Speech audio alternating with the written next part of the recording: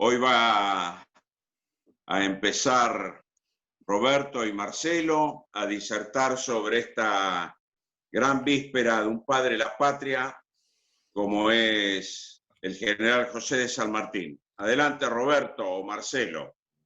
Ah, bueno. Nos mandó escueto, Manuel. Así nomás. Hoy Ya está tuvieron sintético. precalentamiento. Sí, Ya sí, tuvieron sí. precalentamiento. Así es. Y hoy a la tarde también. Ah, pero ¿qué tenés? ¿Espías tenés? No, le ¿Nos conté tenés a vigilados? Marcelo que estuvimos hablando hoy. Tengo espías como San Martín. Como San Claro, Martín.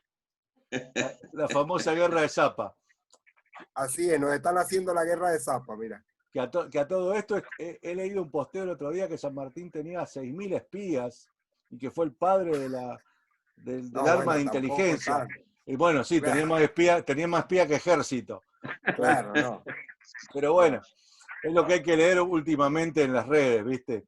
Que a veces... Bueno, nosotros hicimos un trabajito sobre eso y pudimos rastrear, claro, no están todas, justamente era una guerra de espionaje. Nosotros pudimos rastrear cartas y correspondencia con hasta 12, el famoso español, el alemán, que iban rotando los nombres. Alfajor, sí. Alfajor, Don Álvarez, sí, bueno, Don José también, había un Don José del otro lado. Puede haberse no escapado alguno. Nosotros hicimos un trabajo sobre los espías de San Martín y los contraespías, que son por ahí los más difíciles. Ahí sigo admitiendo gente, Roberto. Sí, está bien. Igual no te preocupes que tanto yo como Liliana estamos trabajando. Ah, está Liliana. Gracias, Liliana. Como siempre, nuestro soporte ahí, Liliana, muchas gracias. Bueno, les decía que nos adelantamos un poco en la cronología de lo que íbamos a tratar, pero les decía que es un tema muy apasionante, los espías de San Martín y la guerra de Zapa, pero bueno, cuesta bastante rastrear. Acá en Mendoza hay una historiadora amiga que es Adriana Micale, que ha hecho también una publicación en la universidad sobre el trabajo de la guerra de Zapa. Nosotros también le aportamos alguna documentación, estuvimos trabajando en el rastreo de las cartas con los espías de San Martín, las famosas vasijas de doble fondo, pero bueno, no es un trabajo fácil porque claro, justamente se trataba de una guerra de espionaje, pero de ahí a llegar a 6.000 espías sería una barbaridad, ¿no? Sí, sí, sería uno de los primeros casos donde la red de espionaje es mucho más grande que el ejército, ¿no? Claro. Sería una mala distribución de los recursos, claro. Sobre todo. Recuerden que, bueno, no me voy a enganchar ahora con este tema, pero recuerden que justamente una de las cosas que pedía San Martín en secreto es lo que hoy llamaríamos los gastos reservados de la agencia de inteligencia. En ese momento San Martín pedía, además de pedir a Guido insistentemente para que lo ayudara con las cartas, ustedes saben, Guido no llegó finalmente a ayudarlo acá en Mendoza como colaborador en Mendoza. San Martín le decía a Guido que lo necesitaba y sobre todo para esas cartas reservadas, y también necesitaba fondos. Hay una interesante carta a Pueyrredón donde le pide los fondos para todo lo que significa la guerra de Zapa, por eso nos pudimos enterar justamente de la guerra de Zapa, entre otras cosas. Así que yo diría que fue la guerra de Zapa una epopeya complementaria y muy importante, casi, no del mismo nivel, pero casi como el mismo cruce, digamos, ¿no? Y obviamente si tenemos en cuenta que la guerra de Zapa tenía como principal fundamento dividir al ejército realista en Chile, cosa que se logró, porque al tener, digamos, la no certeza o la incertidumbre de por dónde iba a ser el verdadero cruce, el ejército realista se dividió en dos. Y entonces San Martín logra su objetivo, que ese ejército esté dividido y donde lo encuentre iba a ser la mitad. Por eso apura también la batalla de Chacabuco, gracias también a un espía ibaqueano como Justo está ahí, que le dice, se vienen los refuerzos, y ahí San Martín apura la batalla que estaba prevista para el 15 de febrero, para el día 12 o 13. En realidad el 12. Ahí está. Te habías quedado un poco congelado, Roberto. Ah, bien, sí. Decía, por si no se escuchó, que fundamentalmente el papel de los vaquianos y de los espías es determinante para la batalla de Chacabuco, porque una vez hecho el cruce, Justo está ahí, que es uno de los principales, y a quien San Martín decía, la mitad de la gloria de la batalla de Chacabuco se la debo a este hombre, es quien le cuenta que los refuerzos llegaban antes de lo que San Martín tenía previsto, que era el 14 de febrero. Por eso la batalla de Chacabuco se apura en 48 horas, cosa que San Martín decide en una reunión cumbre con sus oficiales, inmediatamente apenas recibe el informe de Justo Stay, determinante en este caso. Hace unos años pude encontrarme con descendientes en el 2016, perdón, en el año del Bicentenario, en unas jornadas con amigos chilenos, me encontré con descendientes de Justo Stay, justamente. Y sí, qué bien que lo recordás, porque es uno de esos personajes que a veces quedan tapados sí, tapados por las grandes figuras de la historia, y Justo Stay, como el chileno Dalmazo Herrera, fueron esas personas quizás más silenciosas, pero sin cuya ayuda hubiera sido imposible, o como el gran espía que conocemos acá en Mendoza, el doble espía, que fue Pedro Vargas, el mendocino, que jugó un rol central también. Mucha gente que por ahí queda tapada en el polvo de la historia, ¿no? Sí, porque muchas veces nos encontramos en líneas generales, ¿no? Y bueno, Manuel también lo debe saber, de que pensamos que fueron superhéroes. Siempre decimos que no eran hombres ordinarios, eran hombres extraordinarios, pero también que estaban rodeados con colaboradores de primera línea, y que a su vez también tuvieron esos pequeños granitos de arena o esos pequeños engranajes en esa maquinaria que sirvieron para que la cosa funcionara. Y muchas veces nos encontramos con, hablando de San Martín, con Cabral y Baigorria en San Lorenzo, o con Justo Stay en Chacabuco, y que de golpe la historia los pone anónimos, y realmente nos encontramos con que desaparecen de la historia, y que todo fue obra de San Martín o de Belgrano, y realmente tuvieron colaboradores. Yo siempre pongo el ejemplo del fútbol, ¿no? No son ni Messi ni Maradona, sino también hay 10 más que atajan, el 4 que corta o el que cabecea, y que realmente cumplen su rol, si no son determinantes, pero funcionan en ese equipo. Sin dudas, es todo un equipo, un equipo. ¿Por qué no rebobinamos y no vamos un poquito atrás? Porque el mendocino te llevó de una Mendoza. Me llevó, ¿viste? Acá. Entonces rebobinemos, ¿viste?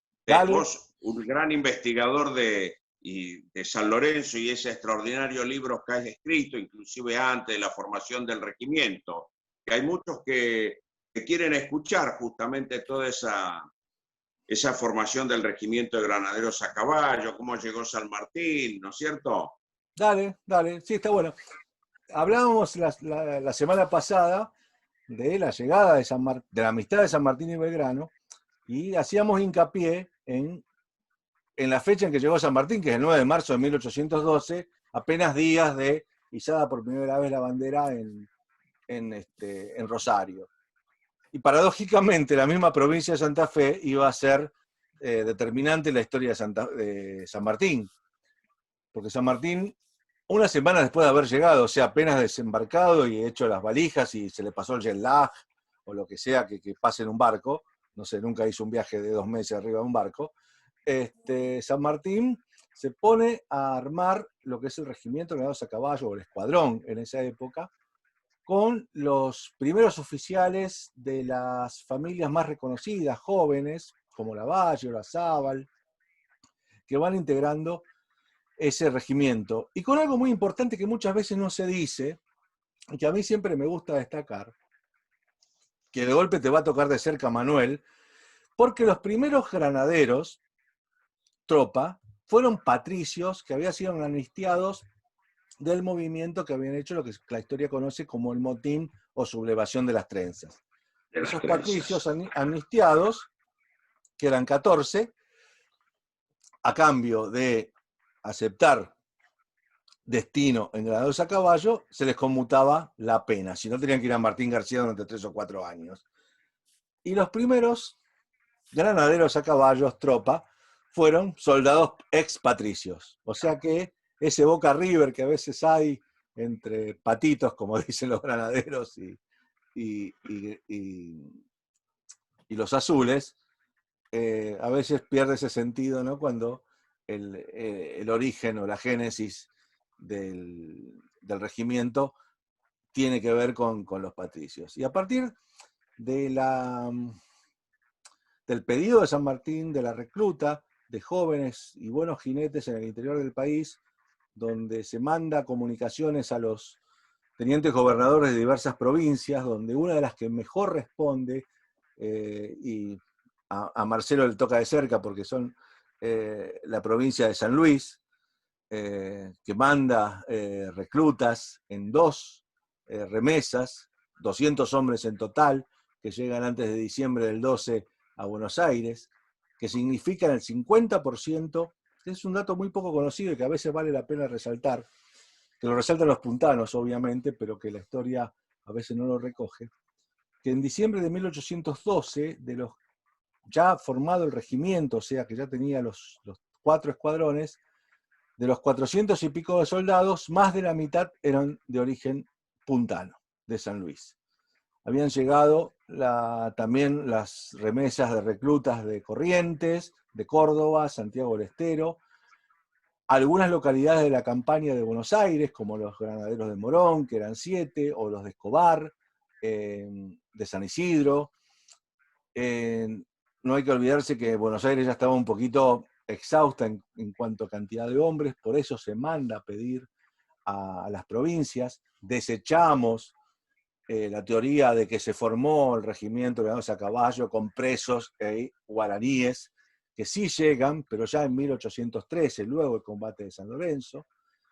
La teoría de los 300 guaraníes que normalmente corre ya queda desacreditada porque el pedido de Rivadavia a Francisco Doblas, que era el gobernador de la zona de las Misiones, queda desacreditado porque no había plata para pagarles. Así de sencillo. Y todas estas cosas que una veces habla del romanticismo, también tenía que ver con una pata, tenía su pata económica al respecto. San Martín forma ese regimiento de granaderos a caballo a su imagen y semejanza y lo instruye personalmente. Los instruye en el manejo del sable, porque si él bien había hecho su gran parte de carrera en la infantería del ejército español, conocía la táctica de la caballería tanto española como francesa, y obviamente sabía muchísimo de táctica y estrategia teórica y práctica, porque había estado en muchos campos de batalla y aparte siempre fue un hombre ilustrado e informado de lo que pasaba en su ámbito. Por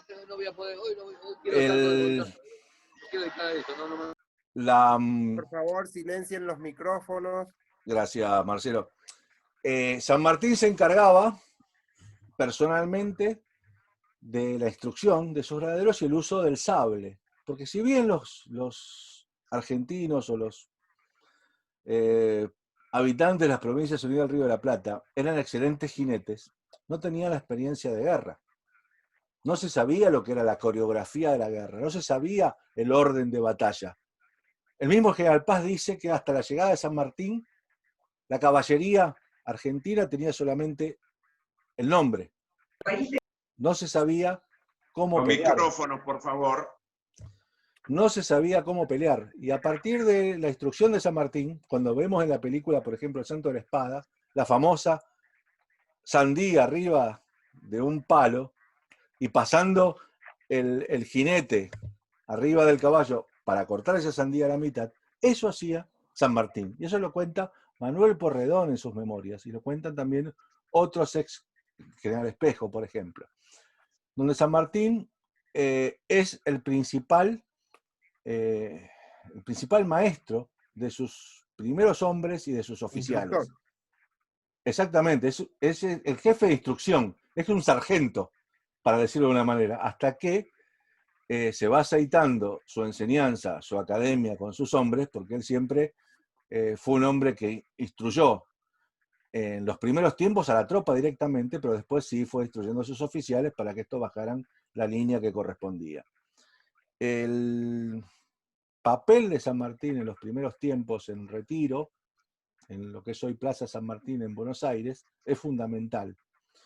Y ahí logra lo que después sería recurrente en su carrera, el contacto con sus subordinados, porque a ninguno de sus subordinados le pediría jamás algo que él no fuese capaz de hacer. Y por eso, en San Lorenzo, cuando se le envía a vigilar las costas del Paraná por una posible incursión realista de 15, 17 barcos, que ya habían saqueado otras localidades costeras, como San Nicolás y San Pedro, donde San Nicolás no solamente después de saquear, habían matado al cura de la localidad, porque siempre tenemos que recordar, y vos lo decís siempre, Manuel, que tanto en el norte la represión realista había sido sangrienta, donde habían matado mujeres, habían decapitado a los caudillos. Bueno, también en el litoral, las incursiones realistas que saqueaban las poblaciones costeras para proveer a Montevideo, y digo esto porque Montevideo seguía siendo realista, estaba rodeada, tenía un bloqueo terrestre, pero las aguas eran los realistas dueños. ¿Cómo se movían ellos? Exactamente. Y la única forma de proveerse eran saquear poblaciones litorales y ribereñas de Buenos Aires o Entre Ríos o las costas de Santa Fe. Este saqueo de los marinos de Montevideo, obviamente, era recurrente, solamente robar granados, y la única forma que tenían de defenderse esas poblaciones era abandonar todo y retirarse tierra adentro. Pero el saqueo siempre ocurría. Hasta que un regimiento y una tropa arreglada como la de San Martín les pega esa sorpresa famosa en San Lorenzo, donde 150 hombres, haciendo la marcha militar más rápida de la historia, con el factor sorpresa, que San Martín, a los que le desconfiaban los gobernantes de Buenos Aires, decide darles batalla ocasional, porque por una cuestión de falta de viento se detienen en San Lorenzo, sorprenderlos un 3 de febrero de 1813. Yendo al frente de su tropa. ¿Cuántos días fue esa marcha que fue realmente una marcha que es increíble hasta el día de hoy, ¿no es cierto? La marcha hasta San Lorenzo, para tener una idea de distancia y tiempo. Tenemos, bueno, hoy a San Lorenzo son 400 kilómetros, no, perdón, 320 kilómetros. Tardamos 4 horas y cuarto en auto.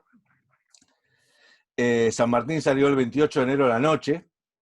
Enero, calor, con esos uniformes de lo que podríamos decir hoy que serían de sarga o de paño pesado. No había uniforme de verano o de invierno. Con esas telas duras, cargado con todo el equipo, casi de sorpresa, y tanto que cuando llegan a la primera posta, que es en Santos Lugares, no había caballo de refresco. Imagínate a San Martín cuando dice, pero perdón, muchachos, hace medio día que salimos, ya la primera no tenemos caballo.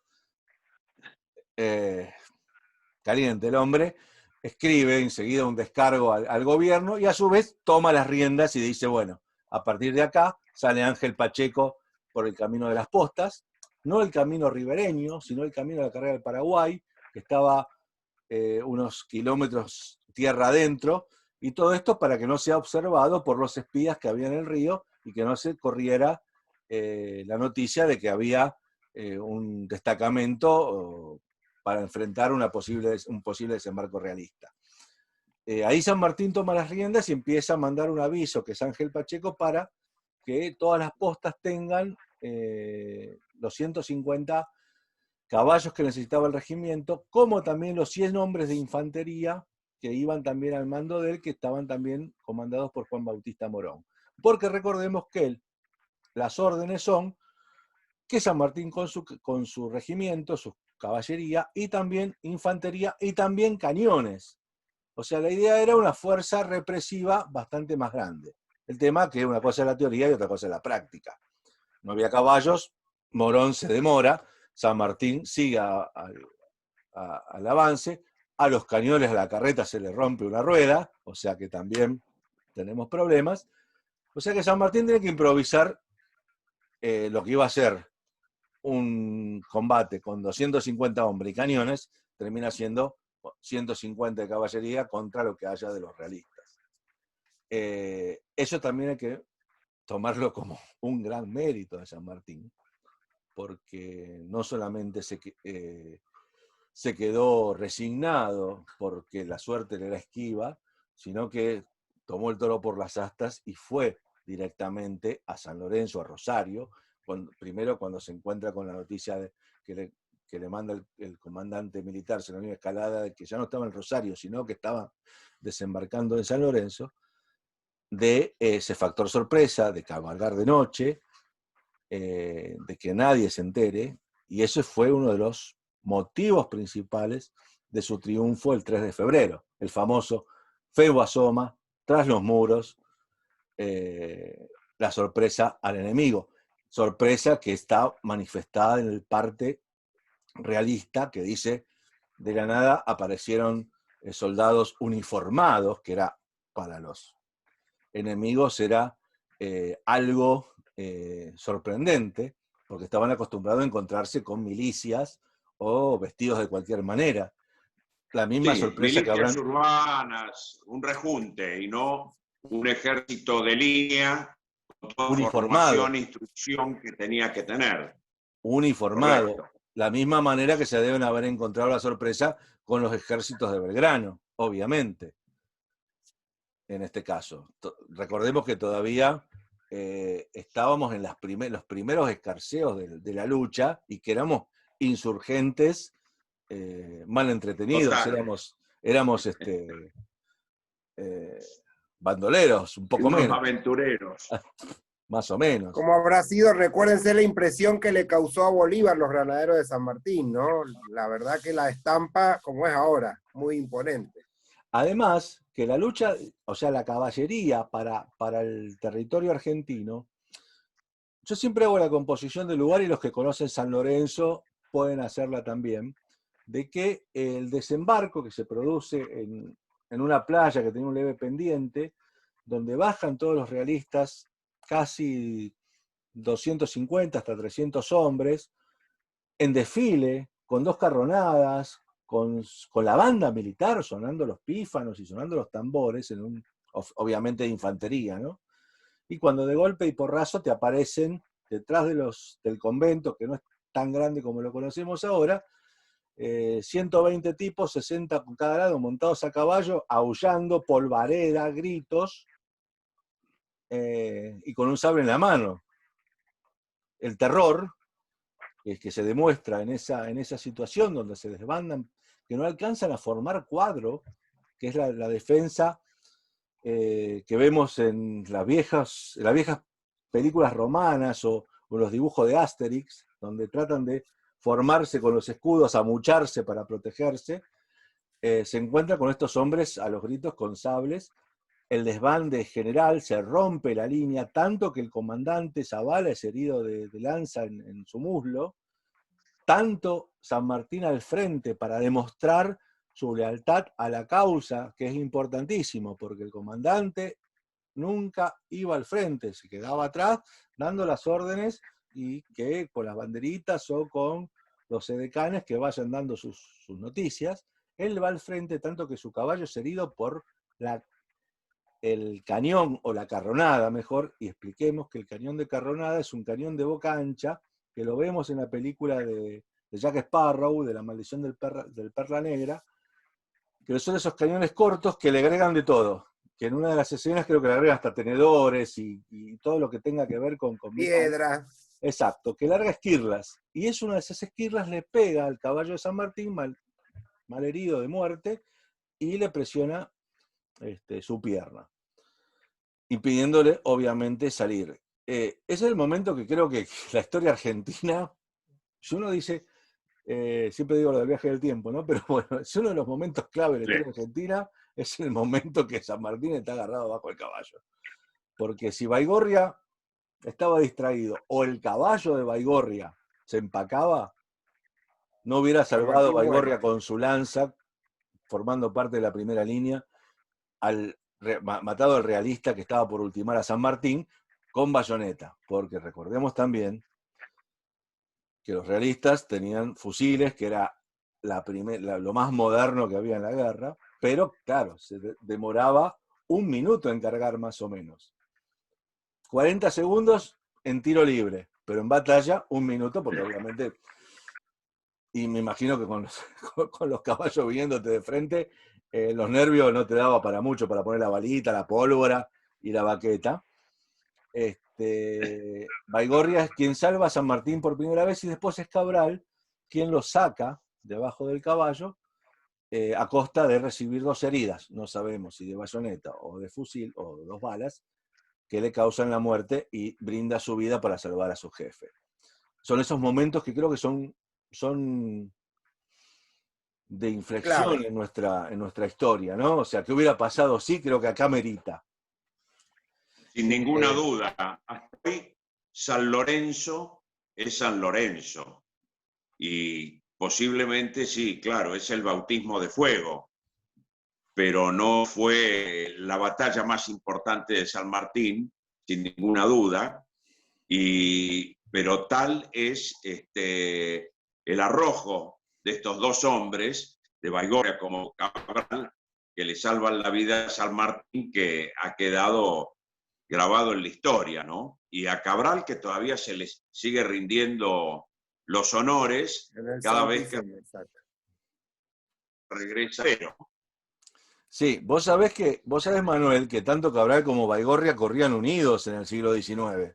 Es recién Pastor Obligado que un día dice, vamos a rescatar a Cabral, los argentea, inventa la sargentía, luego la marcha San Lorenzo, a principios del 20, rescata el soldado heroico, sigo insistiendo, no sargento, y se despega Cabral de Baigorria, quedando Baigorria en un anonimato o circunscripto a que los puntanos lo recuerden, cuando los 2 son importantes como salvadores de San Martín. El tema es que uno sobrevivió y el otro falleció en el intento, ¿no? No le quito mérito, obviamente, pero digamos que el combate de San Lorenzo, que no tiene ninguna importancia militar, excepto la psicológica, para el gobierno, para los realistas en Montevideo, que se encuentran con que ya no la tienen tan fácil. Y es tanto el aspecto psicológico que después pequeños destacamentos de granaderos que custodian las costas entrerrianas, cuando pasaban esos barcos intentando saquear las poblaciones, los provocaban y le decían, a ver, bajen, si se animan. Y eran capaces 60 contra 600 y no bajaban, porque ya habían probado en lo que se decía el filo de los sables. Esos sables de latón pintados con betún, como decían decía el Montevideo el virrey de Lío, menospreciando esa fuerza. Porque también hay que entender en muchas cosas que no solamente era la lucha cuerpo a cuerpo, sino también la guerra psicológica, donde también los medios tenían que ver, y mucho, porque esas noticias, de acuerdo a cómo se daban, tendían a bajar la moral de las tropas. Sobre todo cuando esos barcos que habían ido a saquear las costas del litoral volvieron a Montevideo con las velas entre las piernas, por decirlo de alguna manera, no la cola, y decir, bueno, nos ganaron y ya no es tan fácil como hasta ahora. Eso no fue quizás en San Lorenzo tanto la importancia militar por la escasez de tropas, ¿no? 300 contra 150, cantidad de muertos también es escasa, son 16 patriotas contra 40 y pico realistas, pero sí el factor psicológico fue importante, además del bautismo de fuego, y para mí es el famoso pie en la puerta de decir, bueno, acá estamos. Sí. Y yo agrego, sí.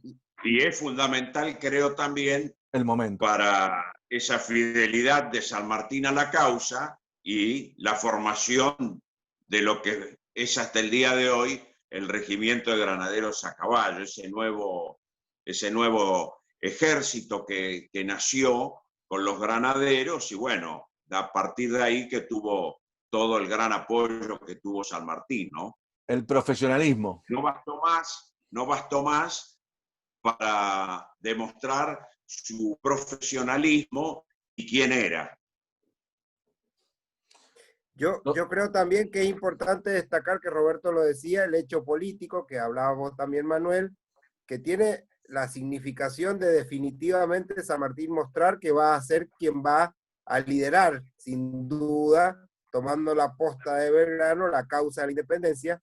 Y recordemos que del regimiento de granaderos surgen otras escoltas presidenciales modelo. Yo tuve oportunidad de conocer Ecuador, los granaderos de Taqui, que son, a diferencia de los nuestros, son con lanzas, y ellos en su cuartel tienen un cuadro del regimiento de granaderos a caballo de San Martín. Por supuesto, con la figura central en Ecuador, que es Lavalle, por la acción que Lavalle va a tener en las batallas bolivarianas. En Riobamba, sobre todo. Pero, Exacto. perdón, el uso de la lanza, cuando uno dice granadero siempre pensamos en sables, pero el regimiento de granaderos a caballo, el primer combate, que es San Lorenzo, la primera línea iba con lanzas, porque la lanza era indispensable para romper el cuadro defensivo. Y una vez que roto el cuadro, podía entrar la segunda línea, que era de granaderos con sables. San Martín en ese combate integra la primera línea, va adelante a la cabeza de sus hombres, ni siquiera detrás de las lanzas. Por eso Baigorria lo salva, porque él va bien adelante. Algo que repetirá en Chacabuco metiéndose en la batalla, algo, como vos decís, impensado para el comandante del ejército.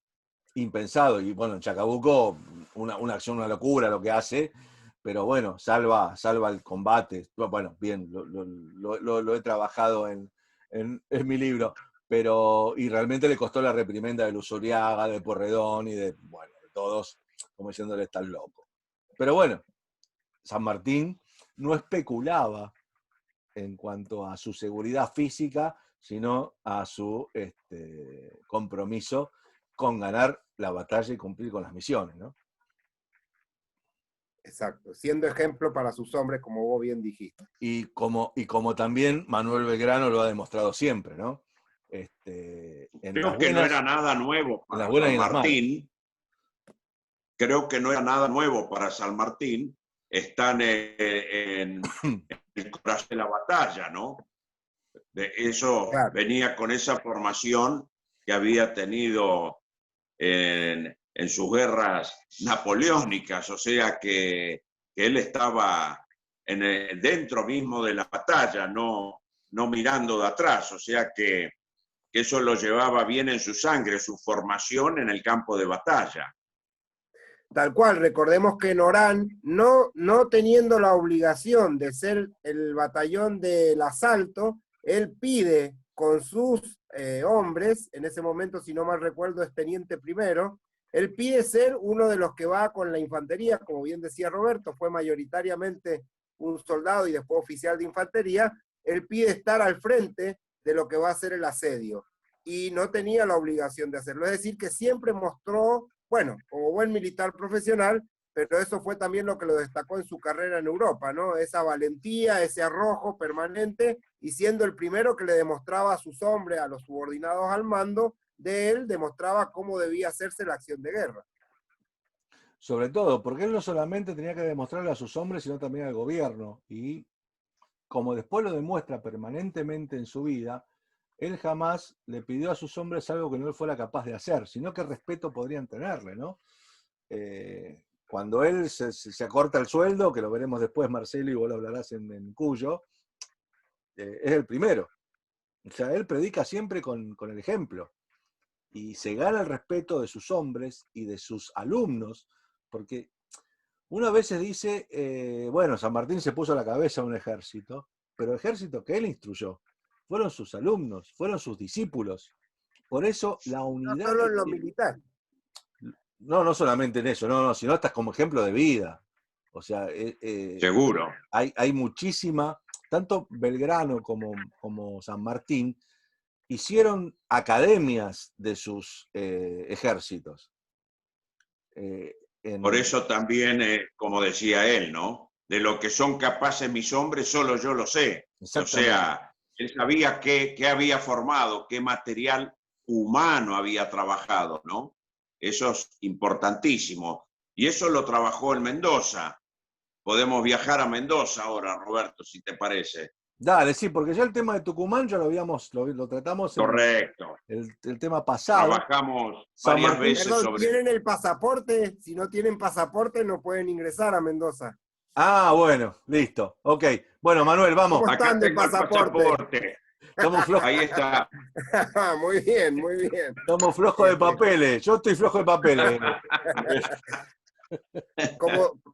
Como decía Manuel, acá también recordemos, y también están las crónicas, en el regimiento le pasó, San Martín a muchos de sus oficiales, no solo soldados, les enseñó o los animó a aprender a leer y escribir.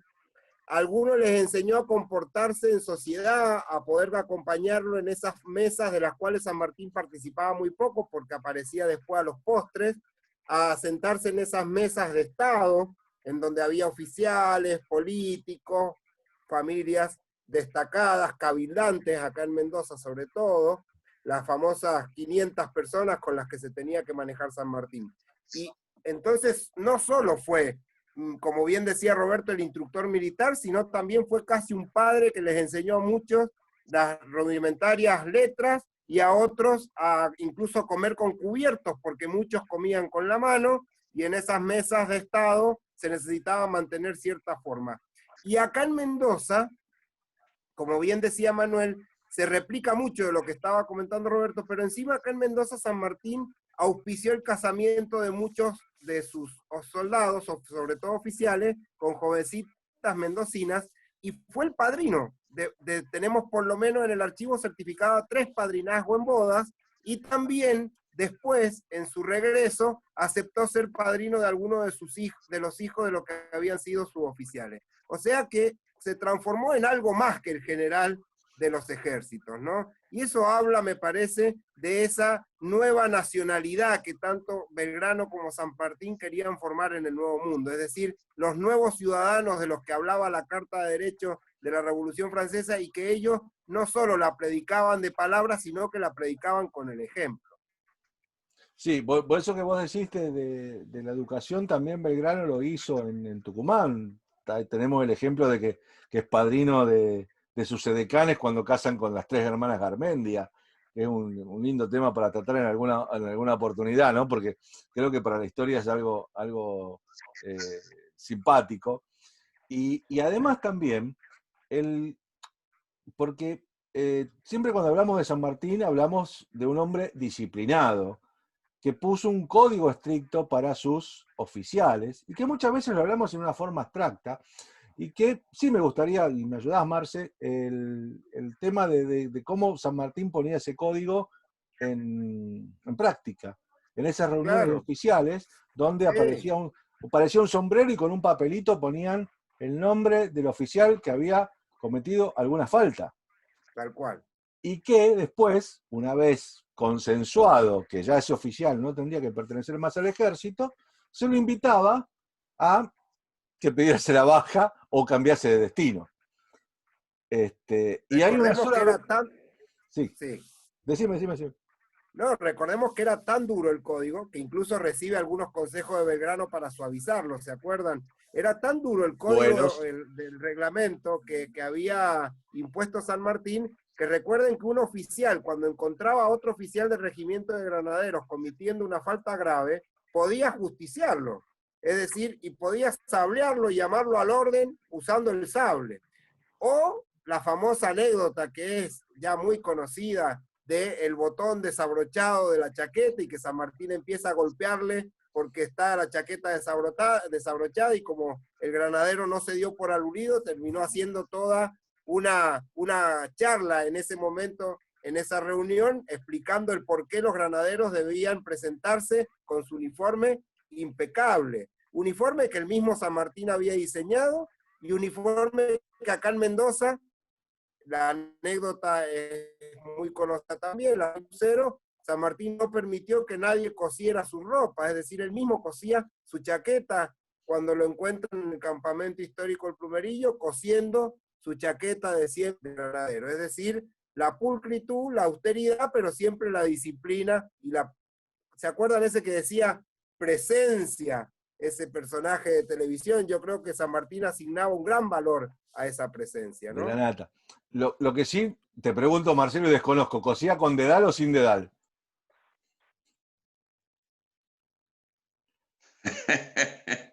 Bueno, pero hay una de las, no, ya el dedal no se ha conservado.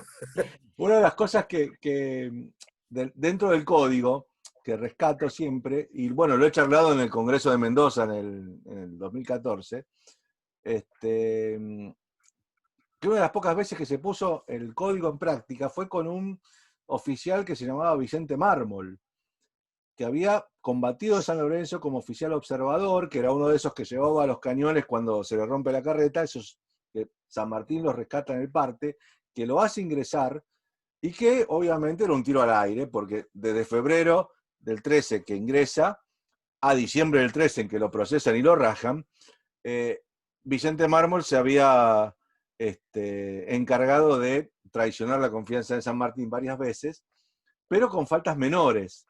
Y los propios oficiales, en esas famosas reuniones, le piden de que que se vaya, y él dice que no, que él considera que haber sacado gente de la guardia para ir a tocar una guitarreada al jardín, lo que es hoy el jardín botánico, no era una falta que valiese la pena para eso.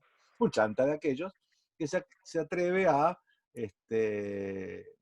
discutir con San Martín, hasta que después, bueno, se le da la baja por forma del gobierno. Pero es una de las pocas veces en que ese proceso sale a la luz, porque muchas veces hemos perdido o de golpe y porrazo oficiales que han desaparecido del Ejército de los Andes sin saber el motivo, precisamente por esta disciplina y código secreto o discreto de San Martín.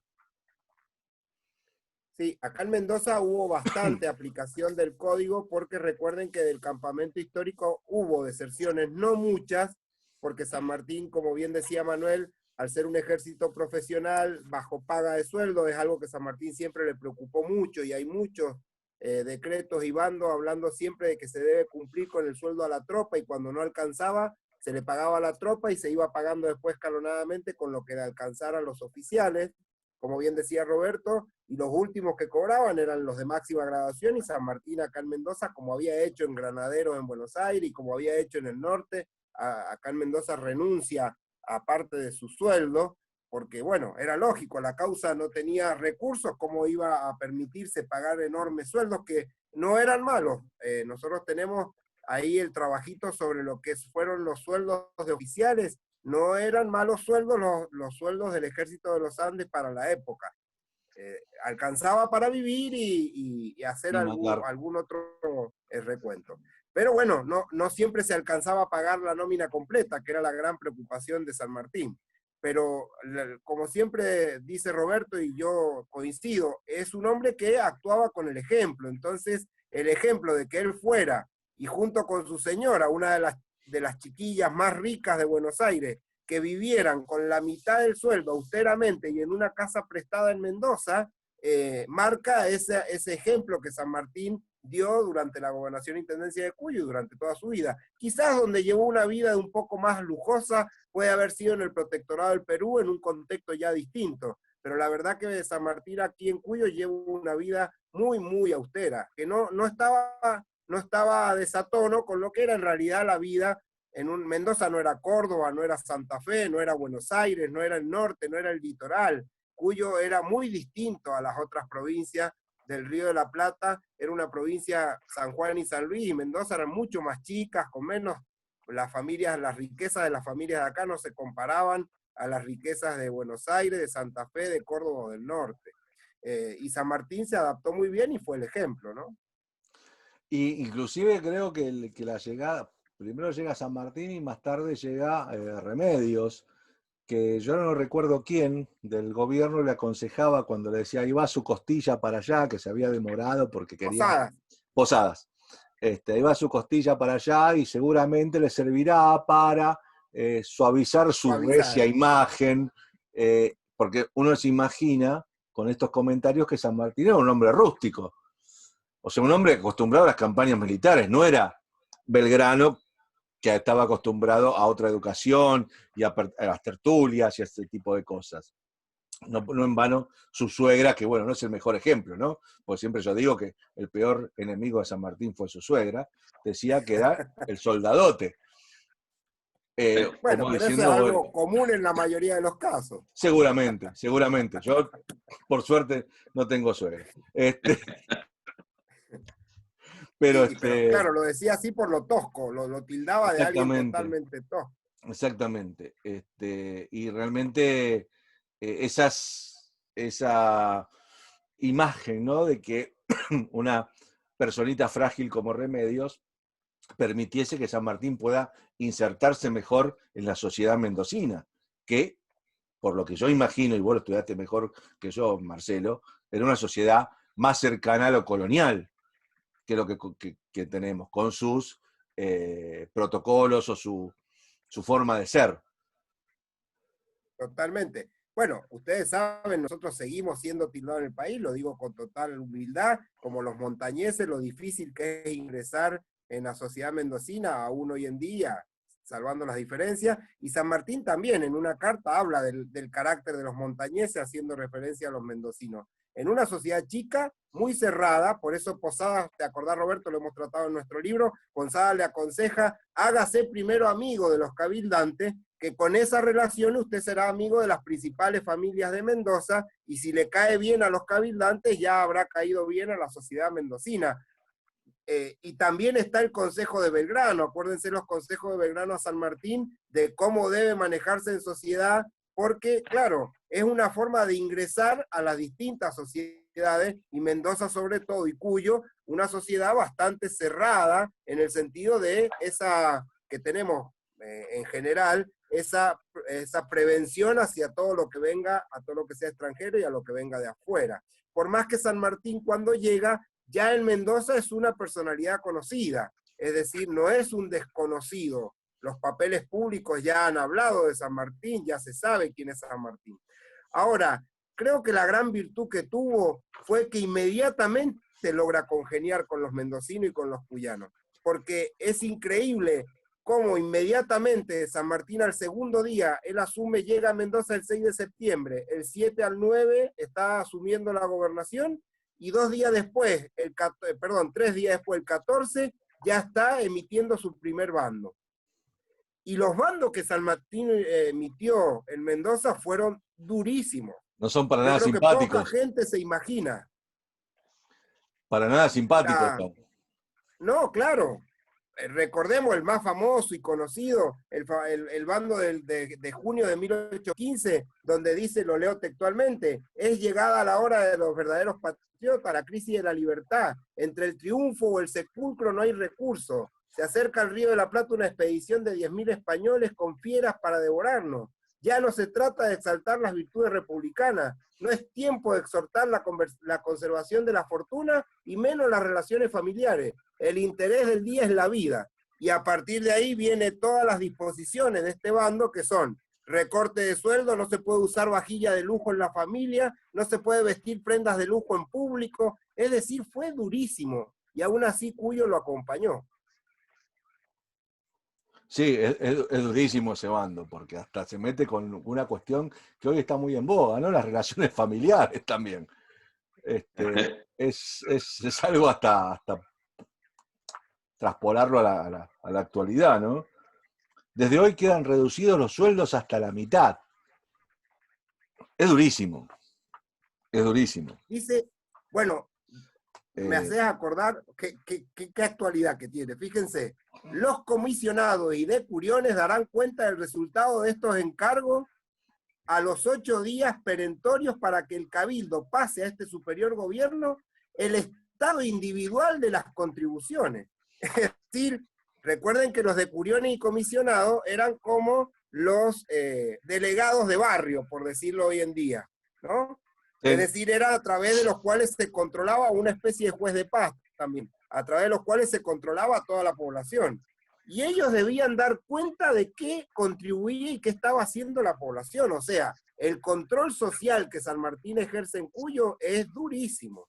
Y aún así Cuyo lo sigue considerando su mejor gobernador en toda la historia. No solamente eso, y aún así, cuando él dice 130 sables tengo arrumbados en el regimiento, le respondieron... Para que jóvenes brazos vengan a tomarlos. Sí, y así todos fueron. Fíjense, ¿se acuerdan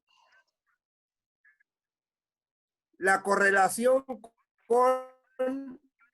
Hablábamos de los decididos, de los jóvenes que en el norte el Grano, a través del bando del 29 de julio, llamó a tomar del 16, perdón, llamó a tomar las armas.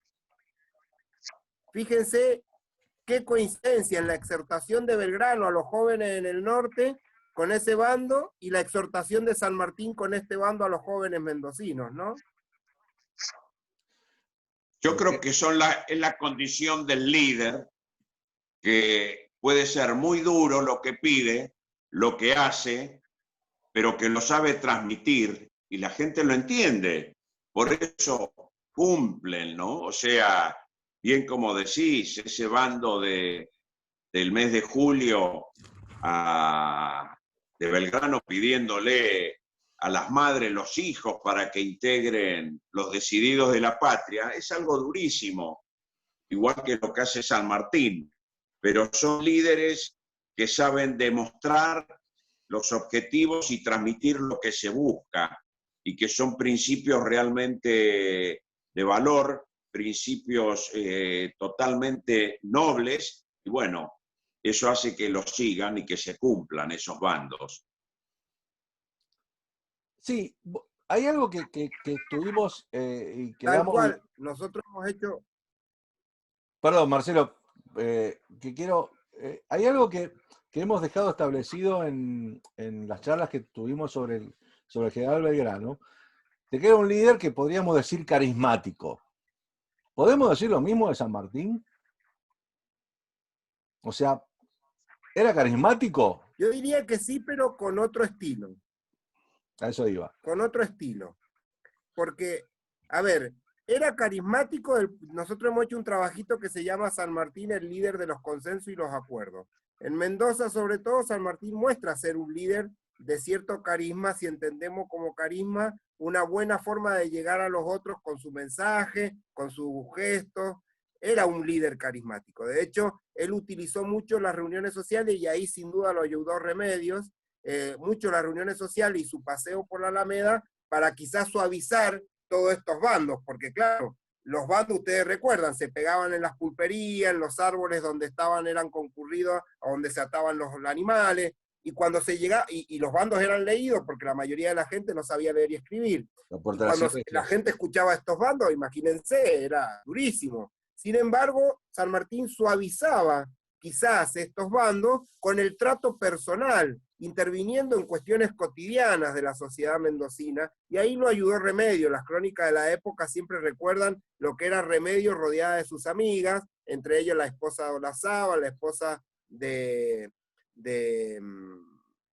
me fue el nombre ahora, ya me voy a acordar, de Álvarez Condarco, la misma Josefa Ruiz y Dobro, todo lo que era el grupo de amigas, que ahí han preguntado por ahí sobre la bandera de los Andes, ya lo vamos a aclarar, ese tema. La futura esposa de Lavalle, Dolores Correa. Claro, exactamente, la futura esposa de Lavalle, que era muy jovencita, y Remedios ayudó a suavizar, sin duda, como lo había anticipado Posada, esa figura del gobernador estricto y duro. Pero ¿por qué decimos que San Martín fue un líder de acuerdos y consenso? Porque siendo su gobierno, el de Mendoza, de corte militar, aunque utilizó siempre al cabildo como un consejo consultivo, como lo va a hacer después en el Perú, pudiendo gobernar sin ningún tipo, no había legislatura, no había división de poderes todavía. Recuerden, en Mendoza recién va a ser Tomás Godoy Cruz, el primer gobernador que va a dividir poderes, va a inaugurar la legislatura y demás, y va a dar la primera constitución en Mendoza en 1820.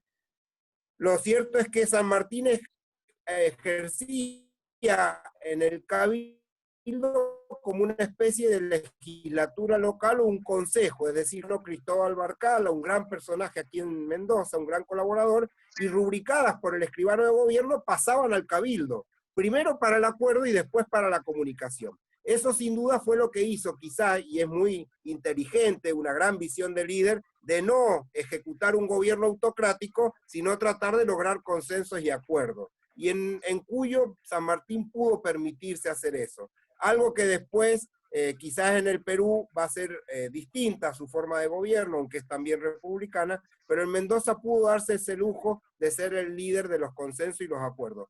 Quizás Belgrano, no he analizado las competencias y habilidades de liderazgo de Belgrano como las de San Martín, pero quizás Belgrano tenía una preparación, una formación muy distinta que le permitió esa gran formación humanista. Recordemos, Belgrano tenía una gran formación en ciencias humanas, le permitió ejercer otro tipo de liderazgo más acorde a los salones sociales, a la diplomacia, etcétera, etcétera, ¿no? Y aparte, dos sociedades distintas. Quizás Mendoza estaba ya más propensa, no sé si el término correcto, a la obediencia, pero como que fue que San Martín no tenía que convencer a nadie. O sea, como que fue, en su primer momento, hubo ese consenso, hubo esa empatía imprescindible, porque desde el primer momento, no quiero que me otorguen una casa, no, pero te damos esta. O sea, es permanente la gentileza de los mendocinos contra la renuencia, por decirlo de alguna manera, modesta de San Martín, en el sentido de no aceptar ese tipo de dádivas. Y después, claro, que permanentemente sí. San Martín Y somete también el a miedo. voto Recordemos popular, que somete a voto popular sus decisiones en algún momento, hasta sus renuncias, cuando Alvear lo quiere mover del cargo. sí, sí. Que eso hay que destacarlo. ¿Sí? Y el miedo también juega un rol central. Recordemos que San Martín llega el 6 de septiembre, el 7, 9, en las distintas escalas, primeros días de septiembre a Mendoza a asumir la gobernación, y el 2 de octubre cae la Patria Vieja chilena. La caída de la Patria Vieja chilena, que claro, en Buenos Aires se ve como algo lejano, pero en Mendoza significa la posibilidad de una invasión inmediata por parte de los realistas, hace que el miedo en la sociedad de Cuyo también se abroquele inmediatamente toda la sociedad, y ustedes recuerden que el ejército de los Andes, el ejército libertador, empieza primero como una fuerza defensiva. Por eso San Martín en 1815 son las distintas incursiones que va a hacer por los pasos de la cordillera, y ahí no es que esté escudriñando los pasos por los que va a atravesar, sino lo que está haciendo es ver cómo establece un sistema defensivo, porque en realidad primero el miedo era que los realistas invadieran Mendoza. Después, por supuesto, esto cambia, ya hacia fines en realidad desde después de la vuelta de San Martín a San Juan, cuando tiene que ir a sofocar un intento de derrocamiento del gobernador delegado en San Juan. Cuando vuelve, empieza firmemente desde agosto, septiembre, lo que va a ser el plan para formar ya la fuerza expedicionaria. Pero todo 1814, parte de 1814 y gran parte de 1815 es la defensa de Mendoza lo que preocupa a San Martín y a los cuyanos, ¿no? Porque siempre hay que reconocer y recordar de que San Martín, cuando pide la gobernación de Cuyo, era para gobernar con Chile como país amigo, y en cuanto a que estaba en poder de los patriotas. Claro. Luego de Rancagua, eso cambia, ese signo cambia, y eso magnifica más todavía la tarea de San Martín como organizador, porque no era lo mismo ya cambiaba el plan original. Claro. Eso también habla bien, y sobre todo, de la capacidad de San Martín para adecuarse a los diversos momentos políticos y las situaciones, en este caso militares. Nada menos que ir a un país enemigo. Y sobre todo, y bueno, eso lo hablamos alguna vez, Marcelo, la capacidad para darle de comer a no sé cuántos chilenos que cruzaron los Andes para establecerse en Mendoza. Eso es otro también de los sacrificios de los mendocinos respecto de no solamente en batalla, sino también en el aspecto social.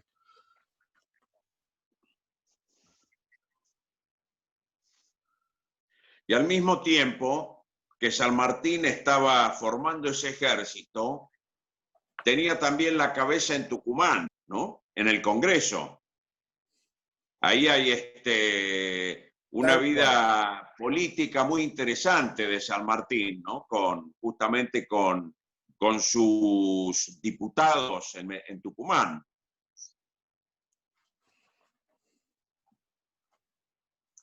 Tal cual, recordemos que San Martín está gobernando Cuyo.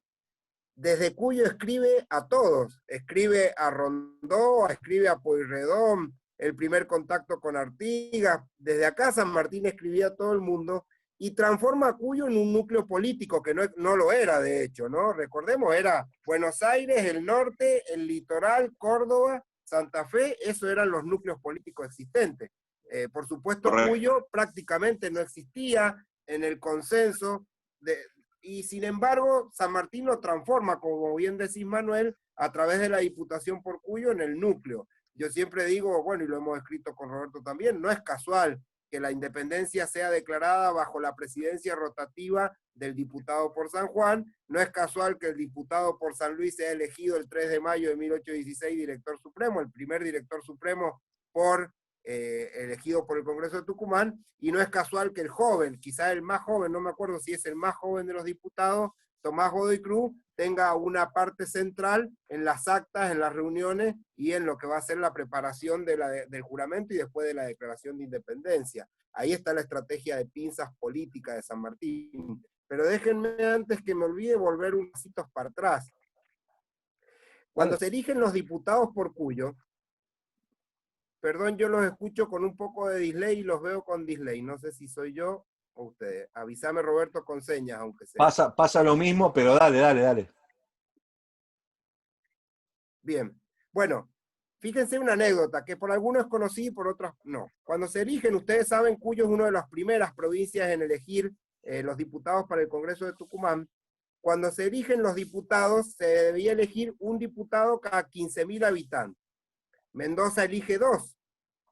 San Juan elige 1. Y San Luis elige 1. San Martín se va a San Juan y les dice, ¿cómo hay un diputado elegido? No, acá a San Juan le corresponden 2. No, le dice el gobernador delegado Ignacio de la Rosa, le dice, no, a San Juan le corresponde 1. Y San Martín lo manda a contar bien a través de los depuriones los habitantes, porque a San Juan le corresponden 2 diputados. Y San Juan terminó teniendo 2 diputados. Usted contó mal. Es una cuestión de votos, ¿no? En el Congreso. Usted contó mal, le dice. Pero no llegaban ni de casualidad a los segundos 15.000. Pero bueno. Era San Martín, no lo va a decir que no. Ahí claro, se forzaron un poquito los números. Nada que no pase hoy en la actualidad, digamos, pero bueno, no importa. No vamos a meter en ese tema. Estaba todo inventado ya. No, pero es una linda anécdota. Sobre todo porque, bueno, estábamos en las buenas manos de San Martín. Yo los perdí.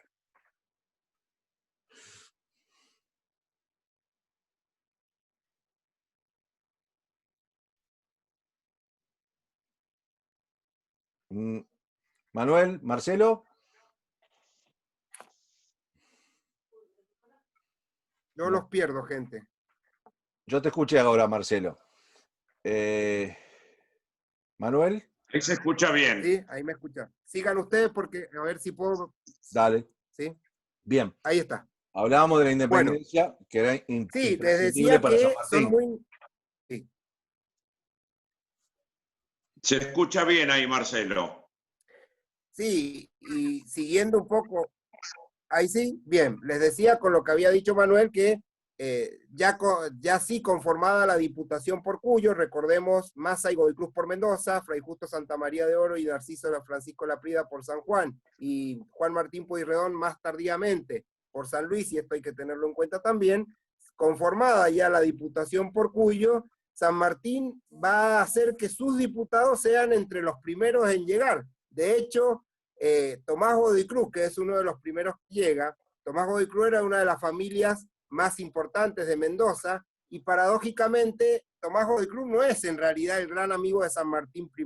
San Martín es amigo del padre de Tomás Godoy Cruz, que es don Clemente Godoy, que es quien va a bancar o va a poner la plata para que la Diputación de Mendoza pueda tempranamente partir a Tucumán. Clemente Godoy va a ser uno de los grandes amigos y quien va a apoyar la causa revolucionaria. Y su hijo, una de las mentes mejor formadas de Mendoza, Tomás Godoy Cruz, va a ser quien en realidad, si bien no tiene una mayor jerarquía, porque en realidad Massa era el abogado con mayores títulos y mayor edad y demás en Mendoza, pero lo cierto es que Tomás Godoy Cruz va a ser por su impronta y su confianza en San Martín, quien va a tomar un poco la dirección de la Diputación por Cuyo. Y lo cierto es que cuando Tomás Godoy Cruz llega en enero a Tucumán, ya está llegando Tomás Godoy Cruz y a los días, no recuerdo ahora exacto la fecha, le llega la primera carta de San Martín, porque San Martín ya empieza a apurar y le dice a Tomás Godoy Cruz que si ya han llegado los diputados, que le abra opinión sobre los diputados que están llegando. Es decir, San Martín está impaciente por saber cuál es la opinión con la que están llegando los diputados de las distintas provincias que van a empezar a reunirse en el Congreso de Tucumán. Y ustedes recuerden que el Congreso de Tucumán tarda 3 meses en empezar a sesionar. Y San Martín está desesperado, no entiende cómo están llegando en enero, febrero y primeros días de marzo y todavía no han comenzado a sesionar. Y entonces su famosa carta de marzo a Tomás Godoy Cruz diciéndole qué esperan para comenzar a reunirse, qué esperan para juntarse. Es decir, la impaciencia de San Martín, que pobre la sufre casi toda esa carga de esa impaciencia. Tomás Godoy Cruz, son más de 43 las cartas. Acá Fabiana Mastrangelo, una amiga mendocina, ha hecho un gran trabajo sobre Tomás Godoy Cruz. Realmente la impaciencia de San Martín. Y después, bueno, esto lo hemos trabajado con Roberto, después lo que van a hacer las piezas magistrales, las cartas en las que San Martín en muchas empieza diciéndole que no le quiere dar consejo, que no sabe de política, usted sabe que yo soy un tosco político, y acto seguido le da todas las instrucciones de lo que quiere que Godoy Cruz diga en el Congreso y a los demás congresales. Y así empezó a forjarse desde aquí la declaración de independencia, y ahí ya hay 2 hitos que ya lo hemos tratado, y ahora ya le doy paso a Manuel, que de esto también nos puede hablar bastante, y a Roberto. La carta del 24 de mayo, te recordarás, Roberto, la que titulamos Si yo fuese diputado, una extensa carta a Tomás Godoy Cruz, en donde San Martín le dice textualmente: si yo fuese diputado ante el Congreso, le haría las siguientes observaciones. Y hace toda una serie de observaciones. Exacto, baja línea, una tras de otra.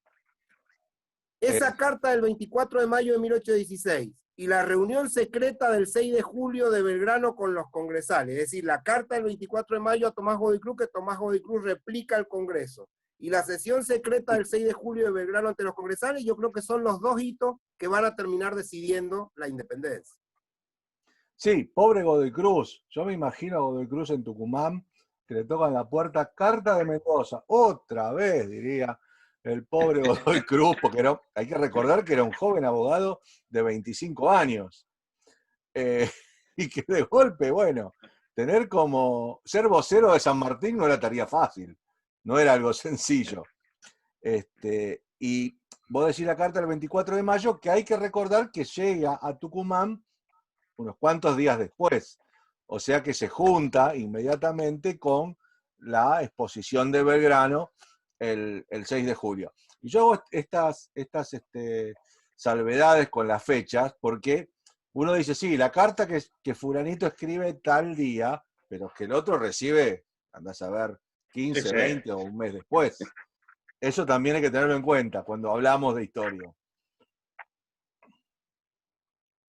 Seguro, entre carta y carta llegó el momento de declarar la independencia, pero sin duda que tuvo 2 hombres importantísimos que creo que son los que apuraron esa declaración. O sea, que había que convencer también a todos los diputados, la situación que se estaba viviendo, estaban todos más o menos informados de lo que se estaba viviendo, digamos, políticamente en Europa, la amenaza de la famosa embarcaciones que venían los 15.000 hombres, en fin, era un momento, creo, realmente esa declaración de la independencia nuestra fue en un momento, sin ninguna duda, clave, necesario, pero de un valor extraordinario de todos los diputados de hacer esa declaración de la independencia en ese momento, y que por supuesto que sirvió muchísimo para consolidar todo. Esa es una realidad, ¿no es cierto?, en un momento de desencuentros y que era realmente necesario, y todo, sobre todo muy necesario para San Martín, que tenía que justamente con su plan cruzar a Chile.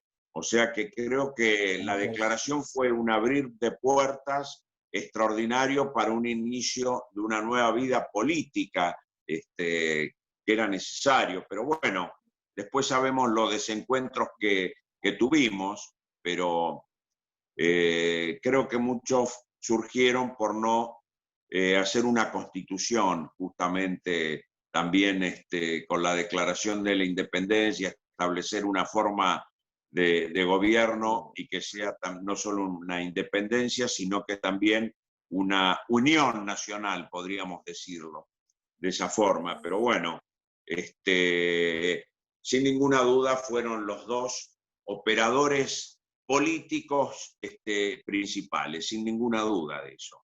Sí, totalmente. Pilares de la Declaración de la Independencia, a pesar de no firmar el acta.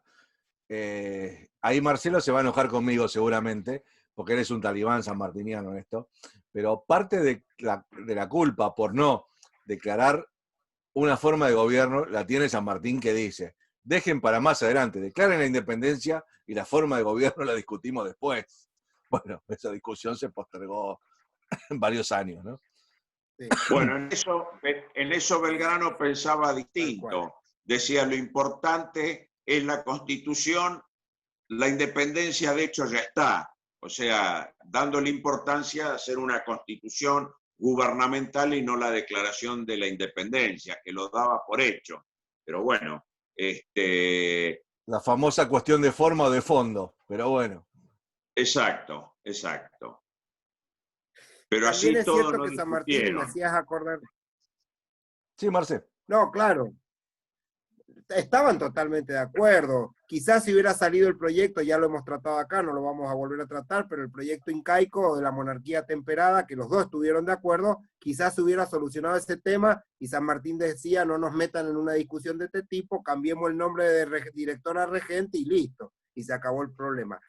Yo no creo, realmente está así documentado en las cartas de Godoy Cruz y Maza, y también las de la Prida. San Martín se da cuenta que el Congreso empieza a irse en otros temas, porque recuerden que cada decisión que el Congreso tenía que tomar, porque el director supremo empieza, y era lógico, a delegarle al Congreso muchas de las decisiones que hasta ese momento había tomado el Ejecutivo, o el director supremo, o era tradición que tomaran en Buenos Aires, empiezan a esperar las decisiones de Tucumán. Y claro, las decisiones del Congreso se estiraban en los tiempos que llegaban las comunicaciones y además las reuniones y discusiones. Después surge el famoso proyecto ya de trasladar el Congreso de Tucumán a Buenos Aires para que haya mayor cercanía y comunicación entre el director supremo, lo que sería el Poder Ejecutivo y el Poder Legislativo.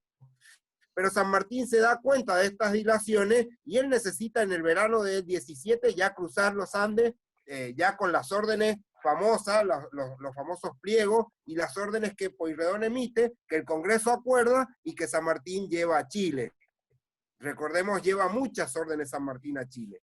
Algunas simpáticas y otras que podían generar cierta antipatía en los chilenos y por eso no las ejecutó, con la famosa fórmula que siempre aplicaron Belgrano y San Martín de se acata pero no se cumple. Entre ellas la de restituir en dinero el esfuerzo que habían hecho las Provincias Unidas del Río de la Plata, que San Martín, por supuesto, omite esa orden y no recauda, no pide a Chile que devuelva lo que había significado la formación del Ejército de los Andes.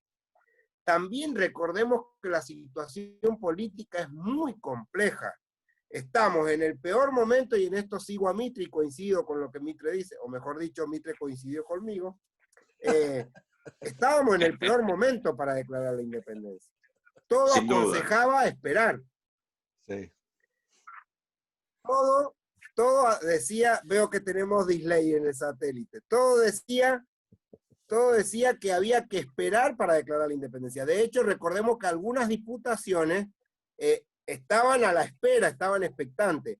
Y acá juega un rol la Diputación de Cuyo, los diputados que seguían sobre todo del Alto Perú a Belgrano y a Güemes, y se suman por suerte los diputados por Córdoba, a quien San Martín toma contacto directo cuando necesita el apoyo para la declaración de independencia, y se suman los diputados por Córdoba también en este apoyo. Es decir, que el momento era muy complejo.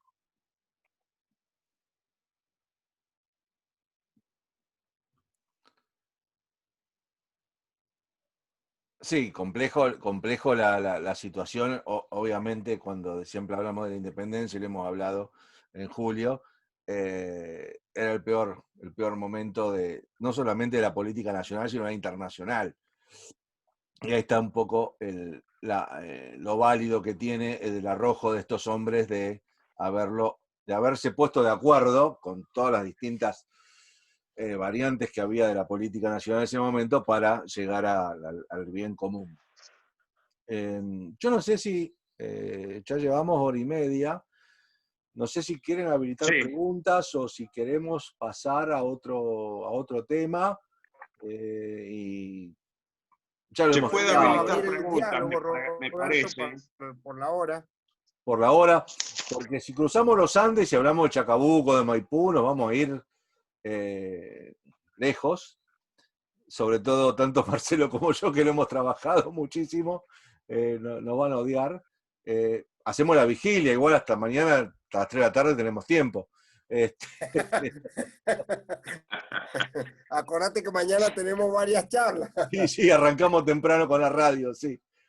Pero hay algo que me gustaría rescatar, ¿no? Que siempre con Marcelo lo hablamos, y con Manuel, obviamente, lo hicimos con Manuel Belgrano, también hacerlo con San Martín con respecto de el más allá del bronce, ¿no? De ese bronce más que merecido, por cierto. Paso el chivo. Dale, mira, yo también lo tengo acá, qué casualidad. Y bueno, qué grande Manuel. Qué grande Manuel. Ah, muy bien, Manuel. Listo, bueno, vamos a desafiar a los amigos. Qué grande Manuel, lo tenía listo. Vamos a desafiar a los amigos que lo tengan. Muy buen libro, yo lo tengo excelente, la información es excelente. Gracias, Adriana, no podía fallar. Yo iba a desafiar al que después lo quiera mostrar, no nos íbamos a oponer. Pero... ¿Cómo se puede adquirir el libro? No. Bueno, Mercado Libre. Ahora no tenemos otra opción que el Mercado Libre. Bien ahí. Te mandé la foto el otro día, Marcelo. San Martín más allá del bronce. Sí, muy buena. Se me había perdido. Gracias, Manuel. Gracias. Una audacia que tuvimos con Marcelo. Que realmente, bueno, por suerte nos ha traído grandes satisfacciones, y que realmente nos sentimos orgullosos. Y nos quedamos con mucho material afuera. Y realmente cuando estudiamos a una figura de la talla de San Martín, ¿no? Que nos pasó lo mismo cuando iniciamos un proyecto junto con Manuel para San Martín más allá del bronce, y que la pandemia nos cacheteó, nos encontramos con que, gracias Adriana, grande. Vos tenés la colección completa. Alejandro Madoni, bien. Leerlos tanto a vos como a Marcelo, impresionante, los libros están excelentes, y la parte histórica de 10, felicitaciones. Gracias, Adriana. Gracias, Alejandro Madoni, bienvenido a las charlas que te sumaste recientemente. Y bueno, hablar de un prócer de la talla de San Martín, y no querer bajarlo de bronce, ¿no? Sino encontrarlo en algunas cosas cotidianas o fuera de los oropeles de la historia, como a veces fue imbuido. Fue una tarea que nos pusimos con Marcelo hace unos años, ya 3. Hace 3 años estábamos allá en tus pagos, Marcelo, en San Martín. Porque a Marcelo le decimos que es mendocino, pero en realidad él es de San Martín. Sí. Él es de la Tebaida Claro, la única ciudad fundada por el Libertador. Exactamente. Marcelo no chapea con eso, pero bueno, él es de ahí. Y de golpe, cuando presentamos por primera vez el libro, lo hicimos en el Museo de las Bóvedas. Estuvimos en un lugar emblemático, porque realmente cuando uno dice, estuve en un lugar que por lo menos por acá pisó San Martín, pasó San Martín, y lo sabemos fehacientemente, realmente tuvimos ese orgullo, ¿no? Y esas cosas, esos pequeños gustos que uno se da, más allá del bronce, ¿no? Porque después sí lo hemos presentado en el San Martiniano, en otros lugares, en la Biblioteca de Mendoza, cerca del Paseo de la Alameda. O sea, nos hemos dado individualmente o juntos diversos gustos en cuanto a los lugares. Pero hablar de un prócer de tamaña envergadura como San Martín o como Belgrano, nos habíamos propuesto el desafío de contar algunas anécdotas que lo acerquen un poquito más al hombre común, al hombre ordinario.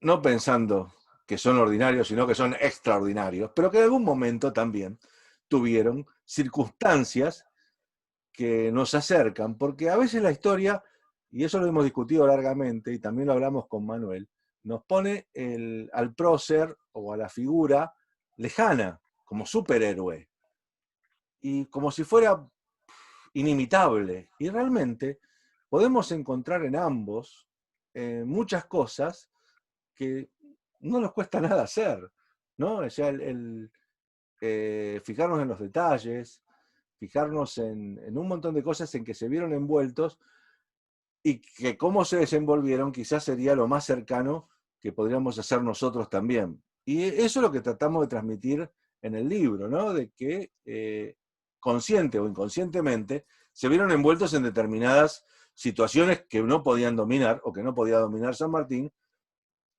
y que reflejamos en un libro, como siempre, documentalmente.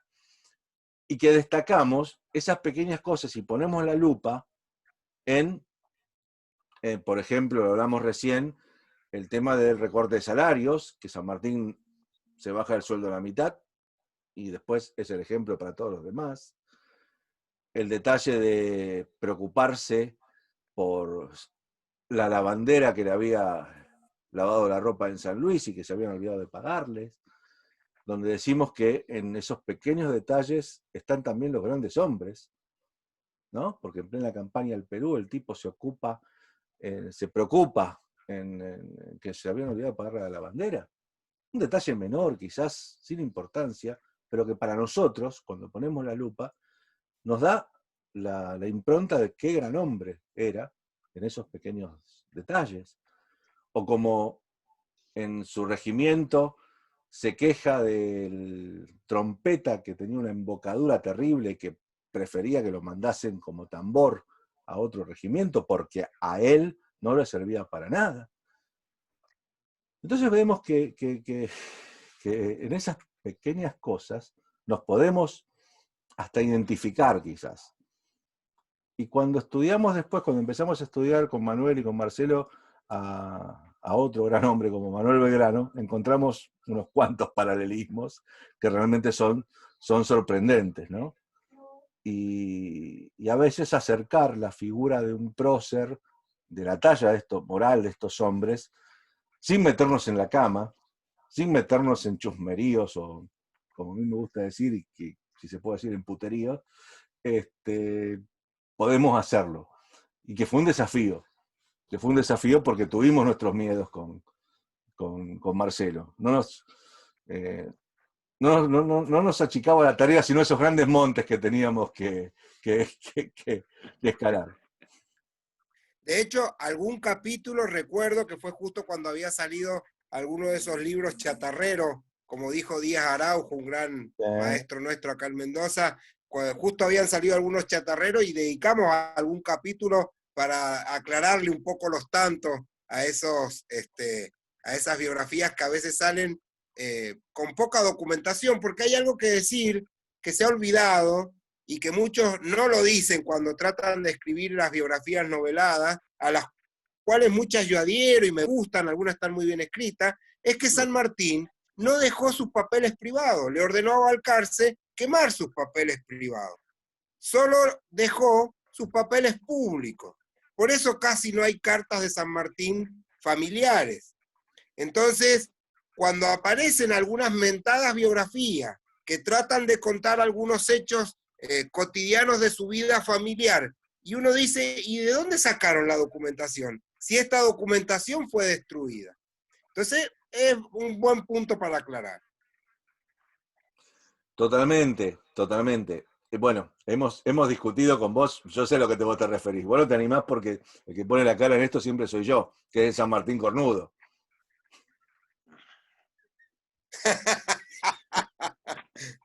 No, pero el del libro está justificado porque es el cornudo político, que se ha utilizado para otras cosas. Obviamente, Andajasi lo tira para otro lado, pero nosotros aclaramos porque el tema está, San Martín dice, para los amigos que no saben, San Martín expresa en una carta a Tomás Guido que dice, me considero un verdadero cornudo, pero en el aspecto de ser el último en enterarse por una movida política que le están haciendo de Buenos Aires, no porque Remedios haya estado dando vueltas por los cuarteles. Que es lo que esa frasecita descontextualizada ha dado pie a libros completos sobre San Martín Cornudo. Exactamente, exactamente. Entonces, bueno, con Marcelo tuvimos la audacia de ponerle a uno de los capítulos ese ¿Cómo peleamos por ese título, eh? Nah, fue el único punto que no nos pusimos de acuerdo. Pero por eso el que daba la cara. Le contamos a la gente, porque si no parece que nos reímos nosotros solos, y ya abrimos el diálogo. Cuando lo presentamos en Mendoza, con tu amigo, con la amiga... Yo le decía a Roberto, ese capítulo acabó. Imagínense acá en Mendoza decir San Martín Cornudo. No sacan a los sillazos como lo sacaron al pobre García Hamilton. Yo estaba cuando pobre a Ignacio García Hamilton volaron la silla en la biblioteca, y esto no es un eufemismo. Volaron la silla. Acá lamentablemente se lo sacó a García Hamilton con la presentación de su Don José, cosa que aclaro no estoy de acuerdo, pero bueno, tocar a San Martín acá en Mendoza con alguna pauta de ese tipo es un riesgo de vida. Bueno, como la prueba, salí indemne. Bueno, hay amigos de Perú, Roberto, que nos estaban saludando, y Manuel, hay amigos de Perú desde Lima que están siguiéndonos, así que un gran abrazo a los hermanos peruanos. No hemos podido llegar a San Martín en el Perú. A los hermanos peruanos. Gran abrazo. Las jornadas internacionales, qué bueno. Qué bueno. Bueno, abrimos el diálogo, ¿les parece? Abrimos el diálogo, dale, vamos. Vamos a hablar de San Martín en víspera del 170 aniversario. Estamos para responder las preguntas. La realidad renuncia del Estado a todo esto, porque hay una ley que prohíbe que intervenga la policía. Vamos por chat primero y después habilitamos. Están preguntando por la carta de la FON. Bueno, hay muchas preguntas. Si vos podés verlas ahí en el chat, yo estoy con el teléfono, me cuesta. Hay varios temas polémicos que vamos a necesitar jornada completa para abordarlos. Sí, yo... Marcelo González por la carta de la FON, sí, yo te diría que eso... Vamos más tranqui. Otro día. Buenas noches a todos. Buenas noches. Bueno, ante todo muy buena la charla. A mí me gustaría irme un poquito al principio de la charla, a la época del combate de San Lorenzo y a la organización de los granaderos. Me parece importantísimo destacar, y yo creo que algo fundamental, hacerle saber a la gente que por ahí recién se está iniciando o recién se está leyendo el tema de San Martín, fue, como bien usted dijo recién, no tanto militarmente la importancia del combate de San Lorenzo, sino tener en cuenta que San Martín llegó con 34 años, soltero, con tonada, un acento español, que mucha gente, por supuesto, podía pensar que era un espía, un cazafortunas, Entonces me parece que la importancia que tuvo el combate de San Lorenzo fue eso, ganarse la confianza, sobre todo de la sociedad porteña, en pos de lo que venía después, ¿no? Por eso fue al frente, porque tenía que Exactamente. demostrarle no solamente a sus hombres, sino al gobierno de que estaba comprometido por la causa. Exactamente.